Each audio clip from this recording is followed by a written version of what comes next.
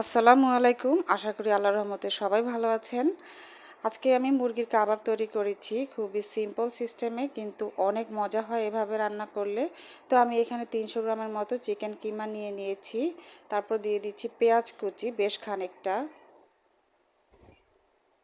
এরপর দিয়ে দিলাম কাঁচামরিচ কুচি, ধনিয়া পাতা আর পুদিনা পাতা একসাথে করে কুচি করা ছিল, সেটা দিয়ে দিলাম। এবার দিয়ে দিলাম ব্রেড ক্রাম্ব। এবার আদা রসুনের পেস্ট দিলাম, জিরার গুঁড়ি, ধনিয়ার গুঁড়ি, সামান্য একটু হলুদের গুঁড়ি, মরিচের গুঁড়ি, কালো গোলমরিচের গুঁড়ি, স্বাদ অনুযায়ী লবণ, গরম মশলা গুঁড়ি,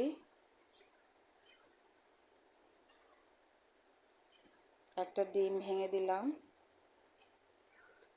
এবার আমি এগুলোকে মেখে নেব। তো মাখানোর সময় একটু নরম মনে হয়েছে, তাই আমি সামান্য একটু ময়দা দিয়ে আবার এগুলোকে মেখে নিয়েছি। এবার এগুলোকে আমি ভেজে নেব, কাবাবের শেপ করে ভেজে নেব উল্টে পাল্টে। যখন লালচে ব্রাউন হবে তখনই এগুলোকে তুলে ফেলব।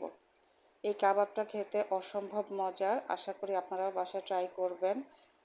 সবাই অনেক ভালো থাকবেন, আমার জন্য দোয়া করবেন। আল্লাহ হাফিজ।